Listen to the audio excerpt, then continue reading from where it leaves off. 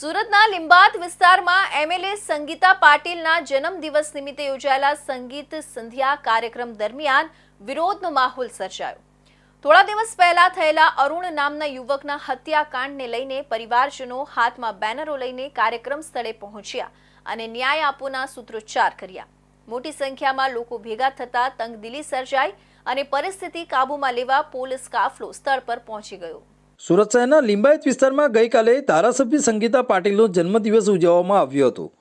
આ અવસરે સંગીત સંધ્યાનો કાર્યક્રમ રાખવામાં આવ્યો હતો, જેમાં મોટી સંખ્યામાં સ્થાનિક નાગરિકો ઉપસ્થિત રહ્યા હતા. જોકે કાર્યક્રમ દરમિયાન અચાનક જ વિરોધનો માહોલ સર્જાયો. થોડા દિવસ પહેલાં લિંબાયત વિસ્તારમાં અરુણ નામના યુવકની હત્યા થયેલી, જેના પરિવારજનો પોતાના દુઃખ અને ગુસ્સો વ્યક્ત કરવા કાર્યક્રમ સ્થળે પહોંચી ગયા હતા. પરિવારજનોએ હાથમાં બેનરો લઈને ન્યાય આપોના સૂત્રોચ્ચાર કર્યા હતા. ઘટના સ્થળે મોટી સંખ્યામાં લોકો ભેગા થઈ ગયા હતા, જેના કારણે કાર્યક્રમનો માહોલ તંગ બન્યો.